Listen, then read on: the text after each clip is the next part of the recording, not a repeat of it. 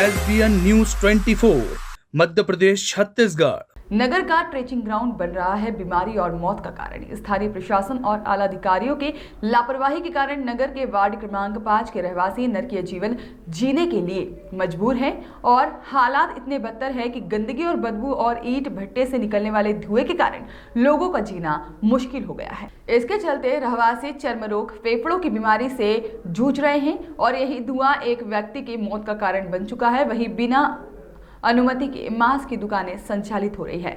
गौरतलब है कि सीएम हेल्पलाइन पर शिकायत पर सीएमओ ने झूठी जानकारी देकर वह भी बंद करवा दी और जहां पर खुज नदी किनारे फेंकी जा रही गंदगी नर्मदा में मिल रही है, जबकि नगर में करोड़ों की लागत से मल जल निकासी योजना संचालित है। रहवासियों ने इससे निजात के लिए नगर परिषद, तहसील कार्यालय, एसडीएम और कलेक्टर कार्यालय जाकर भी गुहार लगाई, लेकिन प्रशासन आज तक लापरवाह बना हुआ है। रहवासी सगीर अहमद ने बताया है कि सीएम हेल्पलाइन पर 6 नवंबर 2021 को शिकायत की थी। सीएमओ ने बिना दुकान हटाए सीएम हेल्पलाइन पर दुकान हटाने की झूठी जानकारी दी, जिससे शिकायत को बंद कर दिया गया, लेकिन दुकानें आज तक बंद नहीं हुई है। झूठी जानकारी देने वाले अधिकारी पर कार्रवाई किए जाने की मांग की है। शिकायतकर्ताओं ने वहीं पर ट्रेचिंग ग्राउंड की बाउंड्री वॉल नहीं होने से कचरा उड़कर लोगों के घरों और साथ ही में दावल शाह पीर दरगाह और कब्रिस्तान में फैल रहा है, जिससे भी लोगों में गुस्सा पनप रहा है।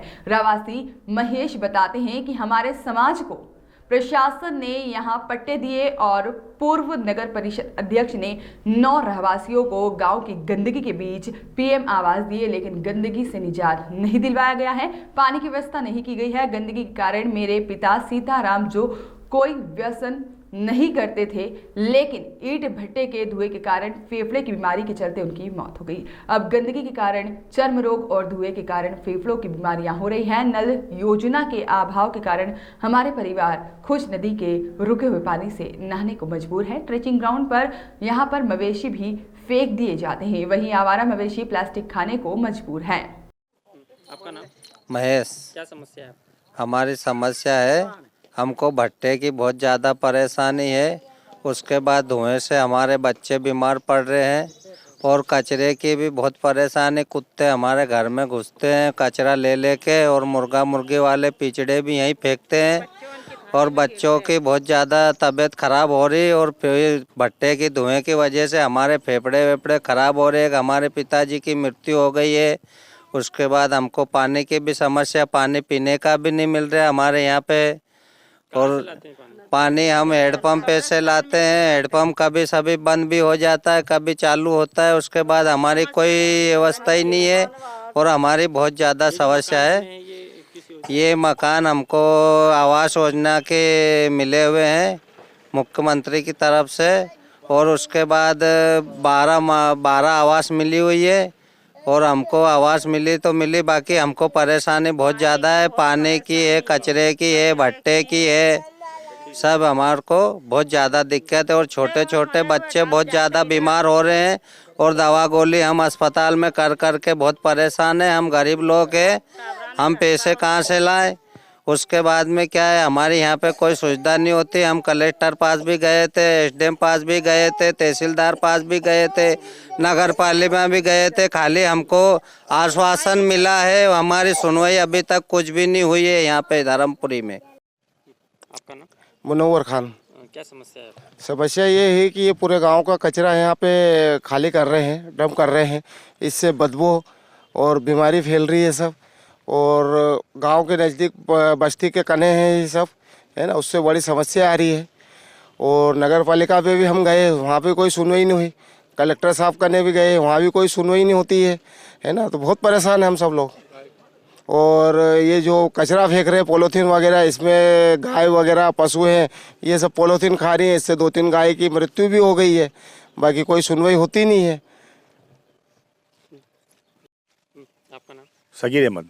क्या समस्या है? समस्या हमारी ये है कि मेरा 2021 से 181 पे कंप्लेंट चल रही है।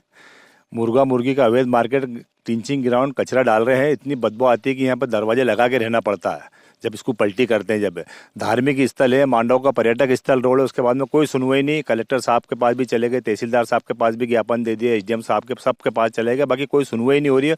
और यहाँ पे हमारा रिहायशी इलाकों में अवैध रूप से मुर्गा मुर्गी मटन मार्केट चल रहे हैं। 2 साल से मेरी कंप्लेंट चल रही है 2021 की। सीएम हाउस में भी गलत सलत जवाब देते हैं और कोई सुनवाई नहीं हो रही। क्या चाहते हैं आप? मैं चाहता हूँ कि ये चीज़ों को रिहायशी इलाकों से हटाएं, क्योंकि मांडव का पर्यटक स्थल रोड है, धार्मिक बसें जाती है इधर से, सब चीज़ें होती है, धार्मिक स्थल है, कब्रस्तान लगा हुआ है, उसके बाद में भी कोई सुनवाई नहीं होती और गलत सलत जवाब देके ना कंप्लेंट को बंद करवा देते हैं। समीर खान, मुस्लिम जमात सदर हूँ धर्मपुरी का। आपका नाम? मेरा नाम समीर खान मैं हूँ, मुस्लिम जमात सदर धर्मपुरी। क्या समस्या है? समस्या ये है कि हमारा जो धार्मिक स्थल है, दरगाह है, कब्रस्तान है, नगर पालिका ने यहाँ पे जो है बरसों से जो कचरा और भयंकर गंदीवाड़ा हो रहा है।